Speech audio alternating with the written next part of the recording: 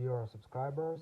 Today I will tell you how you can easily fix your error number 8058. So how you can fix it? So first thing you need to try, just tap on Apple logo, and just here you will see restart. So just tap on restart and just submit restarting your computer. So just wait until your system will reload. If it doesn't help you, you can also try if you connect some external devices.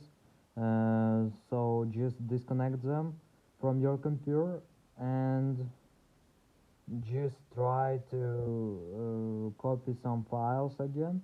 And if you see this error again, so the last thing you can also try, just open Finder. Just choose Go and go to folder. Just tap library here and just tap on OK. So now you just need to find preferences here, and here in the all files you just need to find com apple finder list.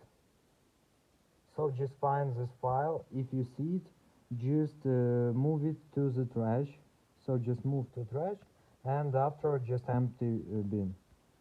So this also sometimes helps. So this is the way how you can fix it. Also, if you have some antivirus program, just try to scan your computer maybe for some corrupted files or some temporary files and just remove them. So this is the way how you can fix it. So thanks for watching, have a nice day, subscribe to my channel, click like, and goodbye.